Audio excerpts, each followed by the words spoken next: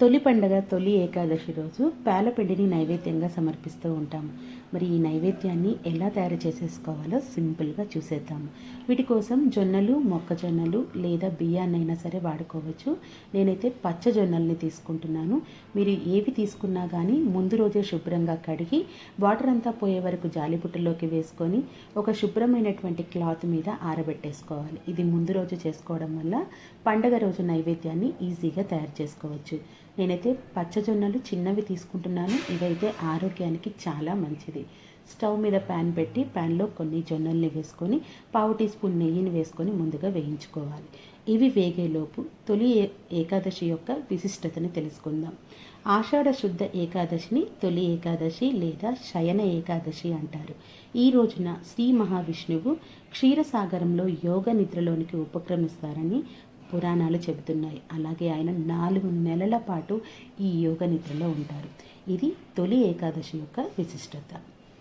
పచ్చజొన్నలు వేగిన తర్వాత మూత పెట్టేసి అవి ఫ్లేమ్ని హైలో పెట్టుకొని చిటపట్టమని పువ్వుల్లాగా విరపిస్తాయండి. మధ్య మధ్యలో మనం వీటిని కలుపుకుంటూ ఉండాలి. అలాగే పైకి నీటి చెమ్మ చేరకుండా అప్పుడప్పుడు మూతని కాస్త పక్కకు తొలగిస్తే ఆవిరంతా బయటికి పోతుంది. ఇలా కదిలించుకుంటూ అవన్నీ కూడా బాగా విప్పారే వరకు మనం స్టవ్ మీద పెట్టుకోవాలి. ఇలా చేసుకొని మనము నానబెట్టుకొని తీసుకొని వేయించుకోవడం వల్ల గింజలు ఎక్కువగా వేస్ట్ కాకుండా ఉంటాయి. డైరెక్ట్గా వేసేస్తే కొన్నే విప్పారుతాయి, మిగతా అన్నీ గింజలుగానే ఉంటాయి. అది మెయిన్. ఇలా అన్నీ తయారు చేసి పెట్టుకున్న తర్వాత కొన్నిగా వేసుకొని బ్యాచులుగా ప్రిపేర్ చేసి పెట్టుకోవాలి. మరి ఈరోజు మనం పేలపిండిని ఎందుకు చేస్తాము, ఎందుకు నైవేద్యంగా సమర్పించాలి అంటే కూడా దీనికి కూడా ఒక చిన్న విషయం ఉందండి.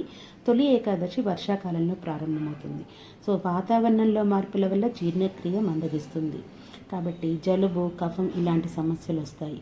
పేలాలు లేదా పేలపిండి తినడం వల్ల శరీరానికి వేడి కలుగుతుంది. అలాగే జీర్ణ వ్యవస్థ అనేది మెరుగుపడుతుంది.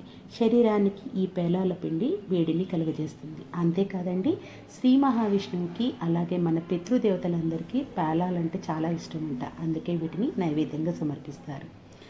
ఈ మనం వేయించుకున్నటువంటి పేలాలన్నీ కూడా చల్లారిన తర్వాత మిక్సీ జార్లోకి వేసుకొని తగినంత బెల్లాన్ని కూడా గ్రైండ్ చేసుకొని ఈ రెండింటిని బాగా కలుపుకోవాలి. ఇప్పుడు వీటిలోకి డ్రై నట్స్ని కూడా యాడ్ చేస్తున్నారు. మీకు నచ్చితే దీంట్లో డ్రై నట్స్ని కూడా యాడ్ చేసుకోవచ్చు. నేనైతే కాస్త జీడిపప్పు పలుకులను అయితే ప్రిపేర్ చేశాను. ఇంతేనండి, తప్పకుండా మీరు కూడా ట్రై చేయండి.